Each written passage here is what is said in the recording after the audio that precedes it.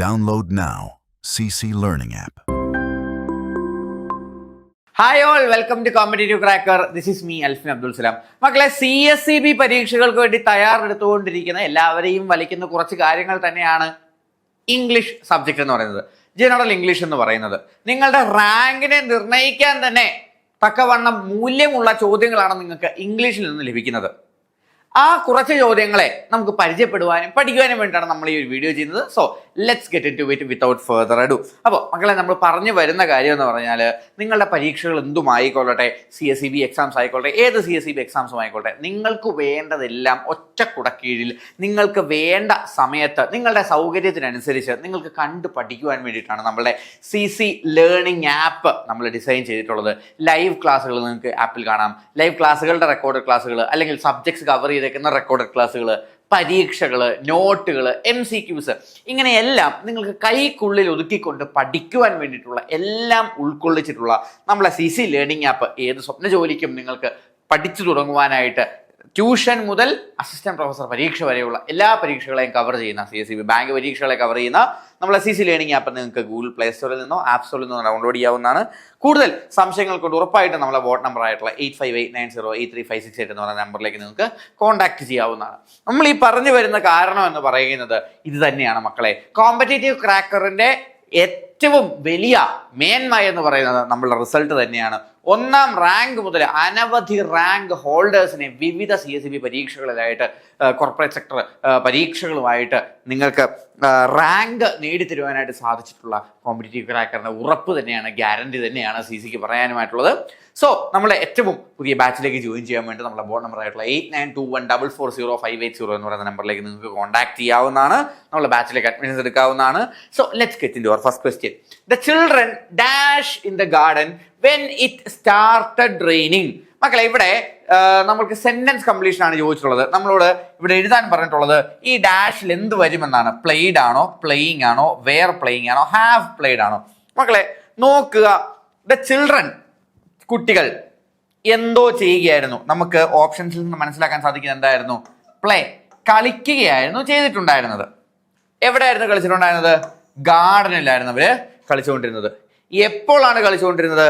When it started raining, മഴ പെയ്തു തുടങ്ങുമ്പോൾ. അപ്പോ നമ്മൾ ഇവിടെ ഏത് ഫോം ഓഫ് വെർബ് ആയിരിക്കും വരിക? നമ്മൾക്ക് ഈ സെന്റൻസിന്റെ ഫോം എന്ന് പറയുന്നത് എങ്ങനെയുള്ളതാണ്? നോക്കിയ മക്കളെ, നമ്മളോട് പറഞ്ഞിട്ടുള്ളത് ഇങ്ങനെയാണ്: മഴ പെയ്തു തുടങ്ങുമ്പോൾ അവർ കളിക്കുകയായിരുന്നു, കളിച്ചുകൊണ്ടിരിക്കുകയായിരുന്നു. മനസ്സിലായോ? അതായത് പാസ്റ്റ് കണ്ടിന്യൂസ് ആണ്, അല്ലെ? പാസ്റ്റിൽ നടന്നുകൊണ്ടിരുന്ന കാര്യമാണ്. കണ്ടിന്യൂസ് ആകുമ്പോൾ എപ്പോഴും വെർബ് എന്ന് പറയുന്നത് എങ്ങനെയായിരുന്നു? ING ഫോമിലായിരുന്നു. അപ്പൊ നമുക്ക് എന്ത് ചെയ്യാം? ഓപ്ഷൻ എയും ഡിയും നമുക്ക് ഇവിടുന്ന് കളയാം. പിന്നുള്ളത് ഓപ്ഷൻ ബിയും സിയും മാത്രമാണ് ING ഫോമിലുള്ളത്. നോക്കിയേ, ദ ചിൽഡ്രൻ എന്ന് പറയുന്നത് എന്താണ്? ചിൽഡ്രൻ എന്ന് പറഞ്ഞാല് ചൈൽഡിന്റെ പ്ലൂറലാണ്, അല്ലെ? ചൈൽഡിന്റെ പ്ലൂറലാണ്. പ്ലൂറൽ ആകുമ്പോൾ ഇവിടെ ചിൽഡ്രൻ എന്ന് പറയുന്നത് മൂന്നാമത്തെ ഒരാളാണ്, അല്ലെ? തേർഡ് പേഴ്സൺ ആണ്. തേർഡ് പേഴ്സൺ പ്ലൂറൽ വന്നു കഴിഞ്ഞാൽ നമ്മൾ എന്തായിരിക്കും ഉപയോഗിക്കുക?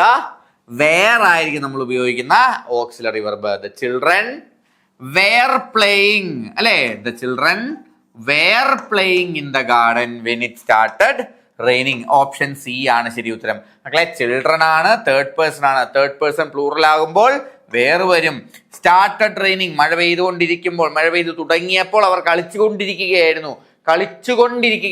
കണ്ടിന്യൂസ് ഫോം ആണ്, ING ഫോം വരും. വേർ പ്ലേയിങ് ആണ് ശരിയായിട്ടുള്ള ഉത്തരം. If he dash harder he would have passed the examination. അവൻ ഇച്ചിരിയും കൂടെ നല്ലപോലെ പഠിച്ചിരുന്നെങ്കിൽ അവൻ പരീക്ഷ ജയിച്ചേനെ. എങ്കിൽ ഇഫ് ക്ലോസ് വരുമ്പോൾ നോക്കുക, ഹി വുഡ് ഹാവ് പാസ്ഡ് ആണ്. ഇഫ് ഹി സ്റ്റഡീസ് ഹാർഡർ ആണോ, സ്റ്റഡീഡ് ഹാർഡർ ആണോ, ഹാഡ് സ്റ്റഡീഡ് ആണോ, വാസ് സ്റ്റഡിങ് ആണോ? വുഡ് ഹാവ്, പാസ്ഡ്, അല്ലേ? അപ്പൊ എന്താണ്? പാസ്റ്റ് പെർഫെക്റ്റ് ഫോം ആണ് വരുന്നത്. അപ്പൊ ഇവിടെ ഏതായിരിക്കും? സ്റ്റഡീസ് ആണോ, വാസ് സ്റ്റഡിങ് ആണോ? അല്ല. ഇഫ് ഹി ഹാഡ് സ്റ്റഡീഡ്, അല്ലെ? Would have, had studied. Would have വരുമ്പോൾ നമ്മൾ എന്താവും? ഹാഡ് സ്റ്റഡീഡ് ആയിട്ട് മാറും. Okay, I am late today. അടുത്ത ചോദ്യം മക്കളെ, ഐ ആം ലേറ്റ് ടുഡേ. ഇതിനെ നമ്മൾ എന്ത് തരം ക്വസ്റ്റ്യൻ എന്നാണ് പറയുന്നത്? ഇതിനെ നമ്മൾ ക്വസ്റ്റ്യൻ ടാഗ് എന്നാണ് നമ്മൾ പറയുന്നത്, അല്ലെ? ക്വസ്റ്റ്യൻ ടാഗ് നമ്മൾ പൊതുവെ എഴുതുന്ന എപ്പോഴാണ്? നെഗറ്റീവ് ഫോം ഓഫ് വെർബ് അല്ലേ? Negative form of verb plus subject എന്നാണ് നമ്മൾ എഴുതുന്നത്. ഇവിടെ നമ്മൾ നെഗറ്റീവ് ഓക്സിലറി വെർബ്, ഇവിടെ നമ്മൾ എന്താണ് നമ്മൾ ഓക്സിലറി വെർബ്? ഓക്സിലറി വെർബിന്റെ ഏതാണ് നമ്മൾ ഉപയോഗിച്ചേക്കുന്നത്? ഓക്സിലറി വെർബ് ആം ആണ് ഓക്സിലറി വെർബായിട്ട് നമ്മൾ ഉപയോഗിച്ചേക്കുന്നത്. നമ്മൾ എപ്പോഴും പറയുന്ന ഒരു കാര്യമാണ് അല്ലേ, നമ്മൾ ഫസ്റ്റ് പേഴ്സൺ സിംഗുലർ ആണെങ്കിൽ നമ്മൾ എന്തിലാണ് ഉപയോഗിക്കുന്നത്? ഫസ്റ്റ് പേഴ്സൺ സിംഗുലർ പ്ലൂറൽ അല്ലേ? ഫസ്റ്റ് പേഴ്സൺ സിംഗുലർ പ്ലൂറലിലാണ്. തേർഡ് പേഴ്സൺ സിംഗുലർ ആണ് സിംഗുലറിലേക്ക് വരുന്നത്. സെക്കൻഡ് പേഴ്സൺ സിംഗുലറും എന്തിലാണ് വരുന്നത്? പ്ലൂറലിലാണ് വരുന്നത്.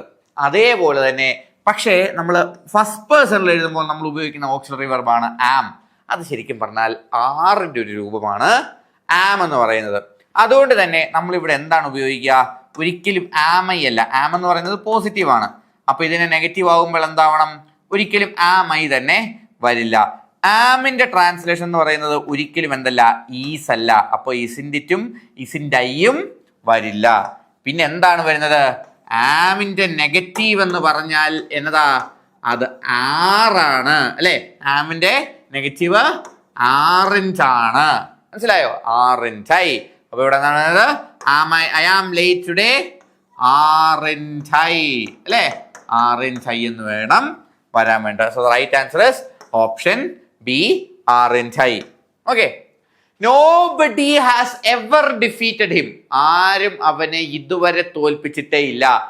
Nobody അല്ലെ? ഇവിടെ നോക്കിയേ, nobody ആരും അവനെ തോൽപ്പിച്ചിട്ടേ ഇല്ല.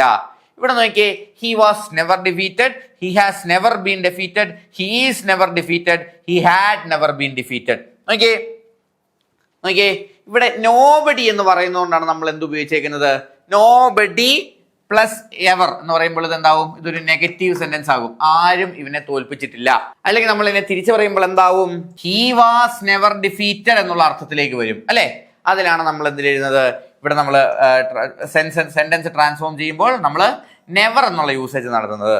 പക്ഷേ ഇവിടെ nobody has ever defeated him അല്ലെ? അപ്പൊ ഇവിടെ എന്താണ്?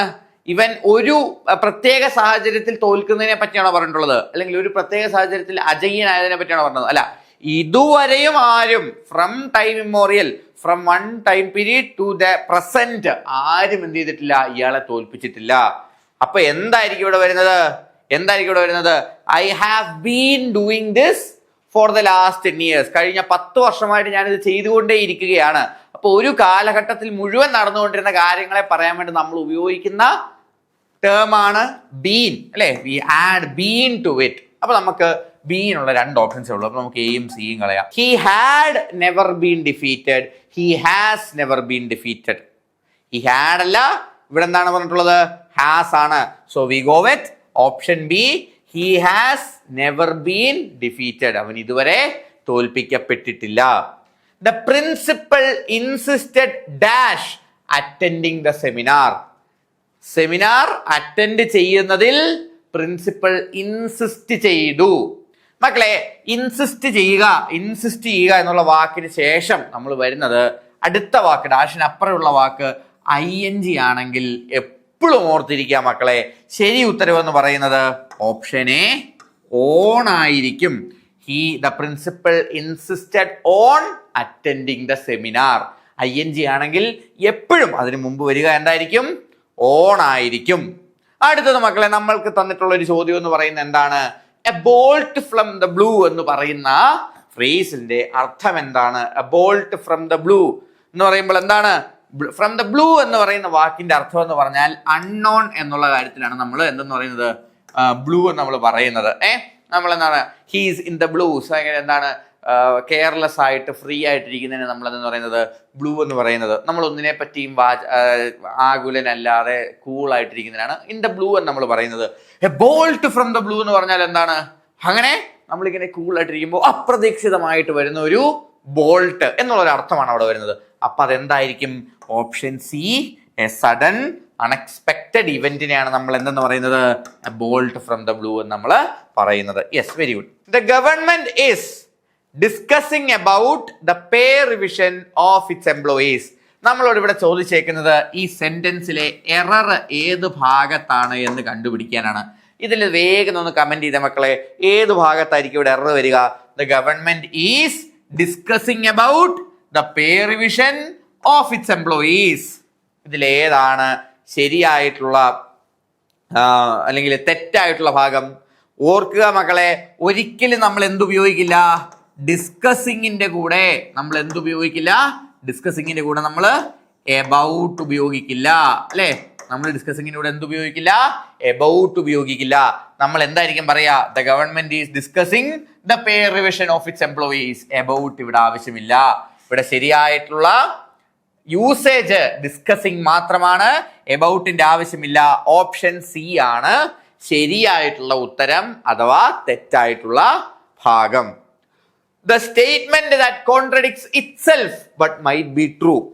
നമ്മൾ ഇതൊരു വാക്കിന്റെ ഡെഫിനിഷൻ ആണ് നമുക്ക് തന്നിട്ടുള്ളത്. ഈ വാക്ക് എന്തിനാണ് സൂചിപ്പിക്കുന്നത്? ഒരു സ്റ്റേറ്റ്മെന്റിനെ, ഒരു പ്രസ്താവനയാണ് കാണിക്കുന്നത്. ആ പ്രസ്താവനയുടെ പ്രത്യേകത എന്താണ്? ആ പ്രസ്താവന അതിനെ തന്നെ എന്ത് ചെയ്യുന്നതായിരിക്കും? ഖണ്ഡിക്കുന്നതായിരിക്കും, അല്ലെ? ഒരു സ്റ്റേറ്റ്മെന്റ് നമ്മൾ പറയുമ്പോൾ ആ സ്റ്റേറ്റ്മെന്റ് അതിനെ തന്നെ തെറ്റായിട്ട് പ്രൂവ് ചെയ്യുന്നതായിരിക്കും, പക്ഷെ ആ സ്റ്റേറ്റ്മെന്റ് ശരിയായിരിക്കും. അതിനെയാണ് നമ്മൾ എന്തെന്ന് പറയുന്നത്? അതിനെ നമ്മൾ എന്തെന്നാണ് പറയുന്നത്? A statement that contradicts itself but might be true. ശരിയാണ്, പക്ഷേ ആ സ്റ്റേറ്റ്മെന്റ് അതിനെ തന്നെ നെഗേറ്റ് ചെയ്യുന്നതുമാണ്. അങ്ങനെയുള്ള സാധനത്തെ നമ്മൾ എന്തെന്നാണ് പറയുന്നത്? We call it A paradox. We call it A paradox. അതിനാണ് നമ്മൾ എന്ന് പറയുന്നത് പാരഡോക്സ് എന്ന് വിളിക്കുന്നത്. Neither the teacher nor the students dash aware of the incident.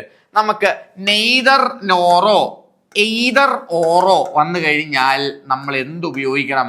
നമ്മൾ എപ്പോഴും നോക്കേണ്ടത്, നമുക്ക് അവിടെ എന്ത് കാണും? രണ്ട് സബ്ജക്ട്സ് കാണും, അല്ലെ? ടീച്ചറും കാണും, സ്റ്റുഡൻസും ഉണ്ട് ഇവിടെ. അപ്പോ നോക്കിയേ, ഇവിടെ നമ്മൾ എപ്പോഴും യൂസ് ചെയ്യേണ്ടത് ദ റൂൾ ഓഫ് പ്രോക്സിമിറ്റി ആണ്. പ്രോക്സിമിറ്റി എന്ന് പറഞ്ഞാൽ എന്താണ്? പ്രോക്സിമിറ്റി, ഫോണിലൊക്കെ പ്രോക്സിമിറ്റി സെൻസർ ഉണ്ട്. മെക്സിക്കൻ നവാരതയ്ക്കകത്ത് ടൊവിനോ തോമസിനോട് പറയുന്നുണ്ട്, എടാ പ്രോക്സിമിറ്റി വേണം. എന്നതാ പ്രോക്സിമിറ്റി എന്ന് പറഞ്ഞാൽ എന്താണ്? നമ്മള് ഒന്നിനോട് ചേർന്നിരിക്കുന്നത്, ഒന്നിനോടുള്ള അടുപ്പത്തിനാണ് നമ്മൾ പ്രോക്സിമിറ്റി എന്ന് പറയുന്നത്. ഫോണിലെ പ്രോക്സിമിറ്റി സെൻസർ എവിടെയാണുള്ളത്? നമ്മുടെ ഇയർ പീസിനടുത്താണുള്ളത്. നമ്മൾ ഫോണ് ചെവിക്ക് അടുത്തേക്ക് വെക്കുമ്പോൾ ഡിസ്പ്ലേ ഓഫ് ആകുന്നത് പ്രോക്സിമിറ്റി സെൻസർ. എത്രത്തോളം അടുത്ത് നമ്മളുടെ ചെവിയുടെ അടുത്തേക്ക് ഫോൺ എത്തി എന്നറിഞ്ഞതിന് ശേഷമാണ് നമ്മൾ ഫോൺ ഓഫ് ആക്കുന്നത്. അതിനാണ് നമ്മൾ പ്രോക്സിമിറ്റി എന്ന് പറയുന്നത്. അപ്പൊ ഇവിടുത്തെ റൂൾ ഓഫ് പ്രോക്സിമിറ്റി എന്ന് പറഞ്ഞാൽ എന്താണ്? ഇവിടെ ഏതാണോ ഡാഷിനോട് ചേർന്ന് കിടക്കുന്ന പ്രോക്സിമിറ്റി ഉള്ള ഏറ്റവും അടുത്ത സബ്ജക്ട്, അതിനോട് ചേർന്നായിരിക്കും നമ്മുടെ എന്ത് വരുന്നത്? ഓക്സിലറി വെർബ് ഇവിടെ വരുന്നത്. അപ്പൊ ഇവിടെ എന്തായിരിക്കും? സ്റ്റുഡൻസ്, അല്ലെ? സ്റ്റുഡൻസ് എന്താണ്? പ്ലൂറൽ ആണ്. അപ്പൊ നമ്മൾ എന്തായിരിക്കും ഉപയോഗിക്കുക? Neither the teacher nor the students were aware of the incident. ഇൻസിഡന്റിനെ പറ്റി അവെയറേ അല്ലായിരുന്നു ഇവർ. ഓപ്ഷൻ ബി ആണ്. അപ്പൊ മക്കളെ, we are going to the last question. To put off means. ഇത് നിങ്ങൾക്ക് ഉത്തരം ചെയ്യാനുള്ള ചോദ്യമാണ്. To put off means. ഞാനൊരു എക്സാമ്പിൾ പറയാം, അതിൽ നിന്ന് അർത്ഥം കണ്ടുപിടിച്ച് നിങ്ങൾ കമന്റ് ചെയ്യണേ. The teacher put off the class because it was raining. The teacher put off the class because it was raining. അപ്പോൾ പുട്ട് ഓഫിന്റെ അർത്ഥം ഈ ഓപ്ഷൻസിൽ ഏതാണ് എന്നുള്ളത് നിങ്ങൾ വേഗം കമന്റ് ചെയ്യാം മക്കളെ. അപ്പോ ഇനി നമ്മളുടെ കണക്ക് കൂട്ടലുകൾ ഒന്നും തെറ്റില്ല. നിങ്ങളുടെ മാർക്കിന്റെ കണക്ക് കൂട്ടലിൽ ഇനി നിങ്ങൾക്ക് ഇംഗ്ലീഷിന് നെഗറ്റീവ് മാർക്ക് ഇടേണ്ടി വരില്ല. ഇംഗ്ലീഷിന് നിങ്ങൾക്ക് 0 മാർക്സ് ഇടേണ്ടി വരില്ല. നമുക്ക് കൃത്യമായിട്ട് പഠിച്ച് നിങ്ങളെ റാങ്ക് മേക്കേഴ്സിലേക്ക് എത്തിച്ച് റാങ്ക് ഹോൾഡേഴ്സ് ആക്കി മാറ്റുവാൻ വേണ്ടതെല്ലാം നമ്മുടെ CC ലേണിംഗ് ആപ്പിൽ ഓൾ സെറ്റ് ആൻഡ് റെഡി ആണ്. ലൈവ് ക്ലാസ്സുകളും റെക്കോർഡഡ് ക്ലാസ്സുകളും എക്സാംസും മോക്ക് ടെസ്റ്റുകളും മെന്റർഷിപ്പുകളും ഇന്ററാക്റ്റീവ് ലൈവ് ക്ലാസ്സുകളുമായിട്ട് നിങ്ങൾക്ക് നിങ്ങളുടെ CSEB പരീക്ഷകൾ ഏതുമായിക്കൊള്ളട്ടെ നിങ്ങളുടെ ഉത്തമ പങ്കാളിയായിട്ട് competitive cracker CC learning app നിങ്ങൾക്കൊപ്പമുണ്ട്. 8921440580 എന്ന് പറയുന്ന നമ്മുടെ ബോർഡ് നമ്പറിലേക്ക് കോൺടാക്ട് ചെയ്യുക. ഇന്ന് തന്നെ അഡ്മിഷൻസ് എടുക്കുക, അല്ലെങ്കിൽ താഴെ കാണുന്ന ഗൂഗിൾ ഫോമിൽ നിങ്ങളുടെ ഡീറ്റെയിൽസ് ഷെയർ ചെയ്യുക. മറ്റൊരു ഇൻഫോർമേറ്റീവ് വീഡിയോയുമായിട്ട് എത്തുന്നവരെ this is me Alfin Abdul Salam signing off four competitive cracker. അപ്പോൾ ആദ്യമായിട്ടാണ് നമ്മുടെ ചാനൽ കാണുന്നതെങ്കിൽ ഉറപ്പായിട്ടും സബ്സ്ക്രൈബ് ചെയ്യുക, നിങ്ങൾ ആസ്പിരന്റ് സുഹൃത്തുക്കളെ ഷെയർ ചെയ്തെത്തിക്കുക. പുതിയ വീഡിയോസ് ആദ്യം തന്നെ കാണാൻ വേണ്ടിയിട്ട് നോട്ടിഫിക്കേഷൻ കൂടെ എനേബിൾ ചെയ്ത് വെക്കുക. അപ്പോൾ ശരി, അടുത്ത വീഡിയോയിൽ കാണാം. Bye bye.